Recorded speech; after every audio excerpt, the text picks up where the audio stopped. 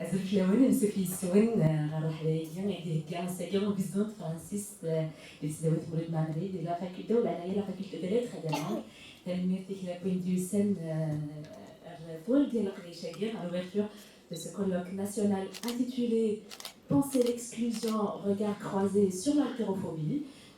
تمشي لكن وكيسان كولوك كيدير معاك 18 لي كومونيكون هادي مسلايين 33 اليوم انا عندي سيت فرانسيس غاف تكريزيت غاف تعرف تيلان تمسلايين دي دوكلن تموت الجزائر بلا العضليه نبدو سليم ناسيونال تموتنا جو زانفيت à l'écouter.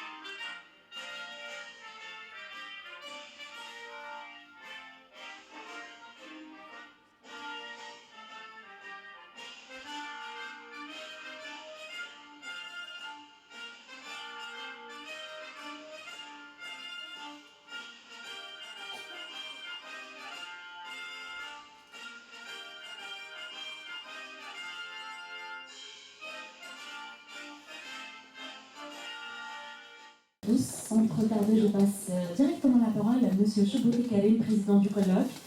Ensuite à Madame Abdelila, chef du département des lettres et des langues, chef du département de français, pardon. Ensuite à Madame la doyenne de la faculté des lettres et des langues, Monsieur Chebouté. Merci, bonjour à toutes et à tous. Donc, je vous souhaite tous la bienvenue et je vous remercie vivement de votre présence. Donc, je tenais à remercier tout d'abord les responsables de l'Université et du Ghana qui nous ont facilité la tâche pour l'organisation, la préparation et l'organisation de ce colloque. Donc, qui encourage la recherche sur ce genre de manifestations scientifiques, justement pour donner l'occasion aux enseignants et aux enseignants-chercheurs de faire de la recherche, de préparer des communications et pourquoi pas publier des articles à partir des communications, pourquoi parce qu'à partir des communications, on pourra tous faire un article. Je remercie également les membres du comité d'organisation et du comité scientifique qui ont travaillé d'arrache-pied pour l'organisation de ce colloque. Pour le thème du colloque « Penser l'exclusion, regard croisé sur l'haltérophobie », c'est un thème très intéressant puisqu'il a suscité beaucoup d'intérêt. De nombreux enseignants-chercheurs qui ont proposé des communications très intéressantes. Ce sujet est pluridisciplinaire et peut être traité d'un point de vue linguistique, didactique et littéraire, et pourrait même être traité d'un point de vue psychologique, sociologique, etc. Donc l'idée du débat était de traiter le concept de l'haltérophobie, c'est-à-dire la peur de l'autre, et de l'hétérogénéité des sociétés, notamment algériennes, et le relier à l'identité des personnes, et aussi nationale. Le concept employé à plusieurs reprises par les politiques. Bien sûr, la société algérienne, comme toutes les sociétés ou beaucoup de sociétés, n'est pas homogène. Maintenant, le processus de construction identitaire est en relation constante avec l'altérité, c'est-à-dire l'autre. Mais cette relation est souvent conflictuelle. Pourquoi? Parce qu'ignorer l'autre provoque la phobie et de la haine de l'autre. L'autre qui participe à la construction de notre identité, c'est-à-dire l'identité de soi. La haine provoque la violence physique ou verbale qui peut s'exprimer par le racisme, la ségrégation et la discrimination. Comme les discours discriminatoires et racistes ne se nourrissent plus des différences ethniques et raciales, puisqu'elles sont condamnables par les lois juridiques, mais plutôt par les différences culturelles, sous prétexte de protéger sa culture, qui est différente de la culture de l'autre ou de la culture des autres. Donc nous avons voulu, à travers ce colloque, convoquer des analyses scientifiques du phénomène de l'haltérophobie d'un point de vue, j'ai dit, linguistique, didactique et littéraire. Le but aussi est de croiser des regards et des points de vue scientifiques des différents chercheurs sur l'haltérophobie pour nous éclairer sur ce phénomène en mobilisant bien sûr des théories, des ouvrages et des méthodologies variées. Ces différents regards et points de vue nous permettront certainement d'avoir une meilleure compréhension du phénomène de rejet et de la haine de l'autre, et pourquoi pas aider à une véritable tolérance entre les humains. Maintenant, nous allons commencer notre colloque avec une série de 18 conférences riches et variées sur l'haltérophobie d'un point de vue linguistique, didactique et littéraire. Je vous souhaite à tous bon courage.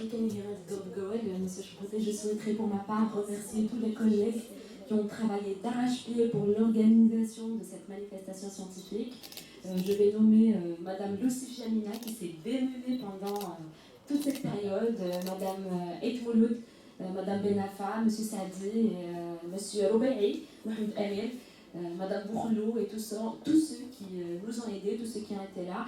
Et je remercie aussi particulièrement Monsieur Sahel Blade qui a été à la tête de l'idée du colloque et de la problématique posée aujourd'hui. Je passe donc la parole à Madame Abdelvila pour l'ouverture qui s'en suivra de Madame la doyenne. Merci beaucoup Mademoiselle Helouane. Bonjour tout le monde. C'est avec un immense plaisir et une grande fierté que nous vous accueillons aujourd'hui pour ce colloque qui réunit des chercheurs, des experts, des étudiants, bref, des passionnés de la réflexion autour de la thématique Penser l'exclusion, regard croisé sur l'haltérophobie. Pour moi, ce colloque est un événement exceptionnel parce qu'il est une occasion pour partager des connaissances et échanger des idées. Il est également un moment privilégié pour réfléchir ensemble. Et je dirais pour quelques-uns d'entre nous, et dont je fais partie en tout cas, une occasion pour retrouver l'énergie et la motivation pour reprendre la recherche. Je veux profiter de l'occasion pour encourager nos collègues et notre administration à multiplier ce genre de manifestations scientifiques pour les raisons que je viens de citer, mais aussi pour le fait que ces rencontres scientifiques sont en rapport étroit avec l'activité pédagogique en général. Bon, je ne vous apprends rien, mais juste à titre comme ça, juste pour préciser un peu les choses, l'activité pédagogique qui a pour objectif transmettre des connaissances, stimuler la réflexion critique, encourager l'apprentissage collaboratif. L'organisation des colloques cherche également à rassembler les esprits curieux et engagés pour partager des savoirs, échanger des idées et générer des nouvelles perspectives. Je tiens à exprimer ma gratitude à tous les intervenants et participants qui ont répondu présents à notre invitation. Votre présence et votre expertise sont les conditions de la réussite de cet événement. Je remercie également tous les organisateurs qui ont rendu possible ce colloque. Que ces 2 journées du colloque soient marquées par la découverte et la collaboration. Je vous remercie et je vous souhaite un excellent colloque. C'est maintenant la parole pour l'ouverture officielle du colloque à Madame la doyenne qui nous fait honneur de sa présence aujourd'hui. Bonjour à tous, c'est Zulf. Donc en premier lieu, Madame Atlem, bienvenue chez vous. Donc c'est votre doyenne. Voilà, donc bienvenue et nous sommes honorés de vous avoir parmi nous aujourd'hui. Je dirais en premier lieu bienvenue à tous les conférenciers, notamment ceux qui nous viennent de l'extérieur, en dehors de l'université Mouloud Mehmet Tizi Ouzou, et qui ont fait le chemin pour justement participer à cette manifestation et nous faire part de leurs travaux et des résultats de leurs recherches. Les organisateurs, il faut qu'on ait une pensée aux organisateurs des colloques parce que c'est un travail immense qu'ils font en dehors de tout ce qui peut se voir. Donc si nous sommes aujourd'hui ici, c'est grâce aux efforts qu'ils ont fournis. Donc je vais reprendre ce qu'a dit Madame Helwan. Donc c'est Madame Lossif, Madame Etmouloud, Madame Ben Nafa, Monsieur Sacher également, et j'en passe. Donc tout ce monde-là a travaillé derrière les rideaux, voilà, pour la préparation de ce colloque. Donc la thématique choisie par Monsieur Chboté est fort intéressante dans un sens, surtout que ce n'est pas une thématique ou un sujet qui se répète. Donc c'est très rare de voir ce genre de thématique lors des colloques. Et tout l'intérêt est justement là parce qu'on va découvrir certains aspects et certains points de vue de recherche qu'on n'a pas trop l'habitude d'écouter ou de lire. Et ça nous fait justement plaisir de découvrir cela en dehors, comme l'a si bien expliqué M. Chboté, on peut l'approcher du point de vue linguistique, sociologique, littéraire, etc. Donc à travers plusieurs approches. Et c'est là justement l'intérêt de cette thématique, c'est qu'elle ne se spécialise pas dans un domaine ou dans une spécialité bien déterminée, donc elle s'ouvre sur plusieurs spécialités, c'est interdisciplinaire. J'aurais voulu voir d'autres participants des autres départements parce que l'haltérophobie elle touche les différentes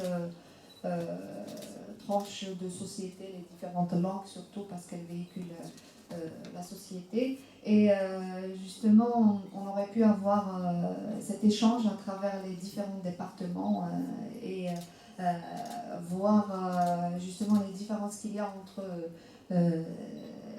l'appartenance justement au département et à certaines sociétés aussi. Donc je félicite M. Chboté pour la tenue de ce colloque national. J'espère qu'il y en aura d'autres, pourquoi pas internationaux, d'autres colloques internationaux. Et merci aussi à toute l'équipe qui a suivi M. Chboté, qui a été dans le comité scientifique pour expertiser les contributions et les propositions de communication et qui ont pu réunir les communicants qui vont nous partager leur expérience aujourd'hui. Madame Antoun également, je n'oublierai pas de la remercier parce qu'elle est aussi derrière l'organisation de cette manifestation. Elle est la chef de département, donc c'est toujours le premier responsable du département qui suit les travaux des enseignants qui vont proposer des manifestations, que ce soit des journées d'études, colloques nationaux ou internationaux. Succès aux travaux de ces 2 journées et bon courage à tous. Merci et je déclare l'ouverture officielle de ce colloque. Merci.